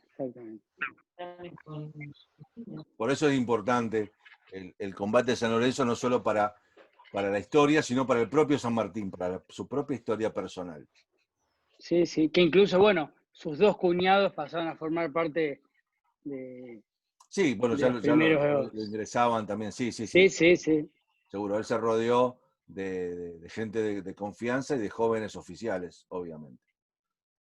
Bien. Sí, es digno de resaltar esa figura, porque uno a veces cuando dice y habla de generales o comandantes se piensa que hacen la plancha, y realmente en este caso San Martín se puso las botas con ganas y lo demostró, a riesgo de vida, ¿no? Y obviamente que la pasó mal. Sí. Y eso fue destacado tanto periodísticamente como en el resto de la población, que ha tomado esa actitud como un acto de valentía y de compromiso.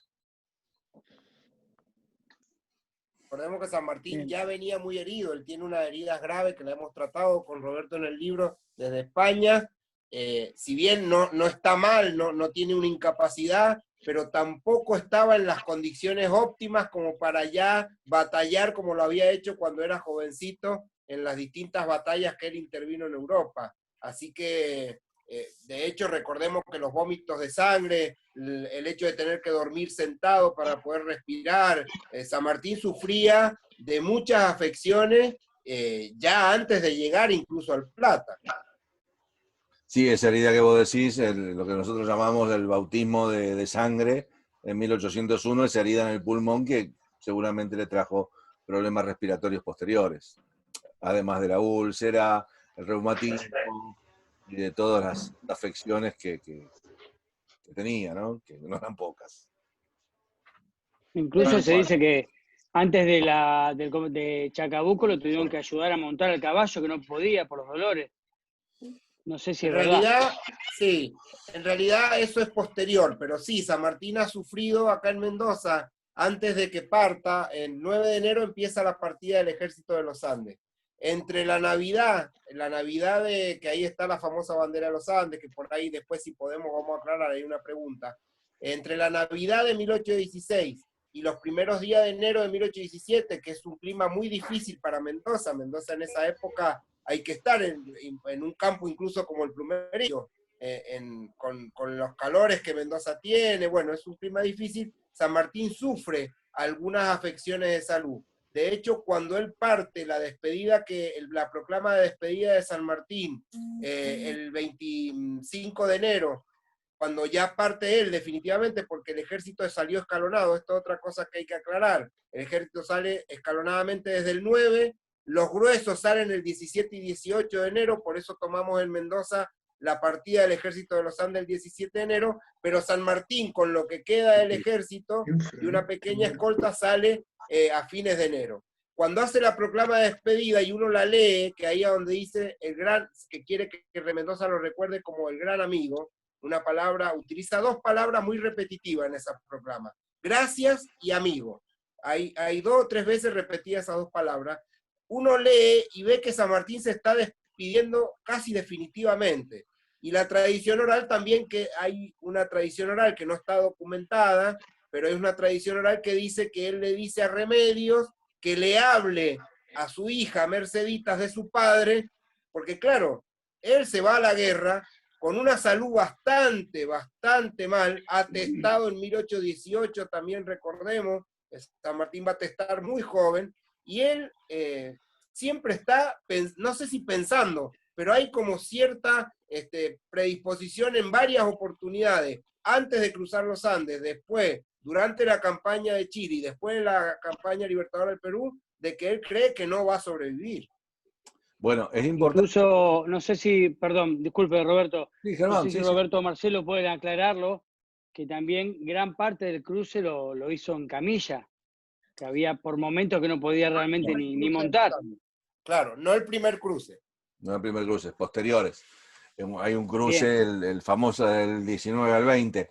Pero volviendo al tema de que vos hablás, Marcelo, con el tema del primer testamento, hay que recordar que San Martín es un adelantado en cuanto al empoderamiento de su mujer, porque la nombra albacea de sus propios bienes. O sea, no es necesario que ningún hombre la apadrine o le haga de albacea, sino que las considera capaz y suficiente su orden para que Remedios se haga cargo de sus propios bienes y lo de su hija Mercedes, obviamente, ¿no? O sea, eso también habla de lo adelantado que era San Martín con respecto al eso pensamiento. También, sí. Sí.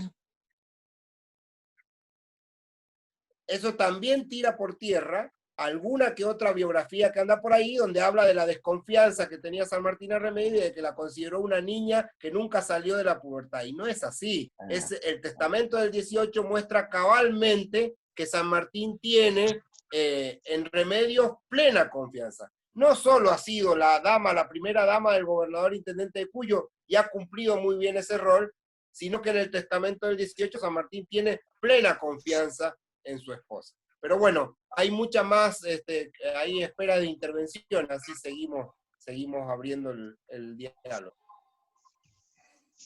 Chicos, yo solamente quiero felicitarlos, me encantó la charla, me gustó mucho la anterior también, pero tengo internet un desastre, así que escuché un poquito de uno, un poquito de otro, bastante frenado, pero bueno, los quiero felicitar, de verdad los quiero felicitar porque me encantó. Y aprendí, sigo aprendiendo. Bueno, muchas gracias. Lo de la internet se te nota porque se entendió la mitad, pero sí. Todo gracias. Bien. Todo bien, Terrible. Gracias. Roberto, ¿puedo intervenir? ¿Puedo hablar? No sé quién sos, pero... Gustavo Druita, Gustavo. Ah, Gustavo. Dale, brevemente, porque tenemos un invitado sorpresa, que me imagino que es Ramiro, y que es el Ramiro que yo me imagino. Así que dale, Gustavo. No, mirá, me hicieron acordar ustedes con el tema de la enfermedad de San Martín, que después de Bailén, San Martín se va a Sevilla, porque estaba con muchos dolores agravados seguramente de las heridas que tenía de allá de Cubo, de la Tierra del Vino, que era el pueblito donde él fue herido por 4 bandoleros, ¿no? Y estuvo por lo menos 7 meses convaleciente en Sevilla, hasta que lo llamó de Coupigny para ir a Cataluña, que él pidió un caballo, que le dieron un caballo, un mal caballo, bueno, y él, un jamelgo. Incluso él, todavía no recuperado, se fue para Cataluña. Pero yo quería señalar, primero mostrar esto, ¿no? Que quería mostrar que también lo tengo muy trabajado. Muy bien. ¿Ves que está muy señalado? Bueno. Ya sabemos quiénes fueron los que compraron el libro, Marcelo. Pero quería señalar dos cositas, ¿no es cierto? En primer lugar, volver a escuchar lo que yo ya leí en el libro de San Lorenzo tuyo, Roberto. Es muy agradable porque le pones sal y pimienta, digamos, a la letra de molde, ¿no es cierto? Y lo mismo, todo el relato que nos hace Juan Calabria de los San Martín mendocinos, ¿no? Y los aportes de Belgrano. Pero quería señalar una cosa en particular. El tema del Código de Honor, ustedes mencionaron, ¿no? Ese Código de Honor que uno lo puede ver escrito en el Regimiento de Granados a Caballo, ¿no? Que está en una placa, ¿no es cierto? Y también está en el Colegio Militar de la Nación, donde yo cursé los 4 años de cadete. Hay una pared donde está reproducido el Código de Honor sanmartiniano del Regimiento de Granados a Caballo, para que los cadetes lo tengan bien claro el tema, ¿no es cierto? Y tiene que ver con el tema de la ejemplaridad. Ustedes mencionaron que en San Martín se cosía la ropa. Bueno, en el colegio militar había que coserse la ropa. No te la cosía una costurera. Te la tenías que coser vos y te pinchaba los dedos con el dedal o sin dedal, por otro lado. Y un último punto que quiero recordar, sí, efectivamente, tengo todos los dedos pinchados, que quiero recordar es cuando ustedes mencionaron, alguno de ustedes mencionó, el padrinazgo que San Martín hizo de los soldados. Juan Marcelo, lo mencionaste, ¿no es cierto? También fue padrino de un indiecito que nació en la conferencia de San Carlos con los pehuenches. también se accedió a ser padrino de un indiecito nacido ahí que él describe en la famosa carta a Miller, donde él relata ese maravilloso encuentro con los pehuenches, que es una pieza etnográfica maravillosa, y ahí le llevan al indiecito, el cura que estaba ahí, escondido de la madre, se lo lleva para salvarlo del diablo, y él es el padrino del bautismo. Quería recordar eso nada más. Gracias. Gracias, Gustavo.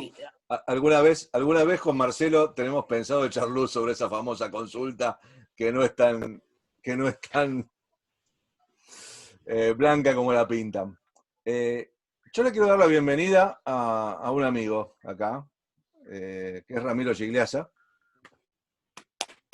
Bueno, muchas gracias. Un diseñador gráfico. Hola, Ramiro. buenas noches. Disculpen que llegué medio tarde. No, está perfecto. Llegaste justo para partir en la charla de la tertulia que hacemos posterior. Nosotros le explicamos a Ramiro, porque es la primera vez que ingresa, hablamos y después habilitamos la charla. Ramiro ha pateado el tablero gráfico, por decirlo de alguna manera, y yo celebro eso. Yo sé que ha tenido adeptos y críticas, obviamente, y que el tema está que revolucionar o revisionar, como nosotros hacemos con Marcelo, con Manuel, la historia, Ramiro está haciendo con la gráfica, y eso yo lo celebro. Ramiro, no quiero presentarte, me gustaría que te presentes vos, ¿sí? Dale. ¿Te va? Sí, por favor. Bueno, Ramiro Gigliasa, diseñador, artista gráfico. Hace unos 3, 4 años inicié el trabajo con el rostro de José de San Martín hacia 1818, basado en los testimonios de sus contemporáneos, en la pintura que le hizo la profesora de dibujo de su hija, Merceditas, y que él la tuvo hasta sus últimos días en su habitación. Y también con el daguerrotipo basándome en la estructura, en la arquitectura del rostro. Bueno, la idea era hacer algo lo más cercano, lo más humano posible. Siempre es que lo aclaro, sigue siendo una interpretación, no deja de ser una interpretación, pero a nivel fotográfico o más bien lo más cercano que se pueda, ¿no? Bueno, una vez que lo presenté, tuvo mucha repercusión mediática, y bueno, obtuve, gracias a Roberto, que me presentó a la gente del Instituto Nacional Sanmartiniano, que la declararan como imagen de interés sanmartiniano. Entonces, bueno, después vino el Congreso. Primero había sido instalada el 3 de febrero en San Lorenzo, y ahí fue cuando el granadero, al inaugurar el cuadro, se emociona. El granadero llorando te garpó. Yo te veo ahí pisándole los pies al granadero. Darío es casi mi socio, porque... Sí, ¿Cómo, Marcelo? No, está silenciado, Marcelo. Habilitar. No se escucha. Perdón. Digo que esa es la foto de Clarín, del granadero llorando, que después se replicó en todo el país, que nos emocionó a todos. Claro, la sacó Carlos Rabasani, que es el fotógrafo del... Carlos, sí, Carlos. No sabés cómo le agradecí, porque la verdad que hizo que se difundiera muchísimo, y bueno, y después, bueno, vino del Congreso, que a raíz de un seguidor pidió que esté en el Congreso en Casa Rosada para que inspire a nuestros conductores. Vino del Congreso por un diputado de La Pampa, que lo llevó adelante, y a fin de año tuve 2 llamados, uno de la gestión anterior, que me decía, mirá, te lo recibimos, pero no están dadas las condiciones porque realmente nos estamos yendo. Yo le agradecí por su honestidad, porque no te lo vamos a recibir como se merece. Y a los pocos días, a los 15 días, me llamó el fotógrafo Víctor Boucher, que trabaja ahí desde hace 40 años o más. Y bueno, que Alberto se lo había gustado a Alberto Fernández y que la verdad que lo quería. Fue un obsequio a la Casa Rosada, no al presidente. Así que bueno, después de eso vino el pedido del Consejo Deliberante de Rosario para Belgrano. Y bueno, me dieron un impulso para que yo lo pudiera terminar antes, porque el de San Martín me había llevado 4 años. Y bueno, este último de San Martín lo venía trabajando y no quería que pasara este aniversario para poder tenerlo ya listo, preparado. Y el de Belgrano también tuvo un impacto impresionante, ¿no? En la expresión que lograste con el cuadro de Belgrano, bueno, yo te lo dije, a mí me emocionó, me gustó más que incluso que el de San Martín. Impacta mucho la expresión que lograste con Belgrano, realmente fue espectacular. Y Belgrano tuvo muy linda recepción, muy linda recepción. Y bueno, la verdad que yo no paro de soñar y seguir pensando qué hacer, porque no solamente hacer por ahí los rostros, se puede avanzar en situaciones, momentos. Ya te vamos a dar ideas, Ramiro. Con Ramiro hicimos un videíto pequeño con los últimos momentos de San Martín, y él dice, yo no me dedico a esto, pero yo lo voy a encauzar un poquito más en la historia, además de lo gráfico. Yo siempre, y creo que te soy honesto, Ramiro, siempre te lo dije, ¿no? Puede gustar o no una obra, ya sea literaria, como en el caso nuestro, como gráfica la tuya, pero siempre celebro el hecho de que haya inquietudes que pongan a nuestros próceres, como en el caso de San Martín, en la tapa de los diarios, ¿no? Y que es necesario en un momento como este el recordatorio permanente a ellos. Y hoy lo visual tiene un impacto que no logra otras cosas, ¿no? No, seguro. Lo tenemos que... A ver, Marcelo, no sé qué te parece si un día lo agarramos a Ramiro y le decimos que nos haga una tapa de libro. Lo comprometemos públicamente. Uy, me colgué yo. Sonamos. Uy, sonamos.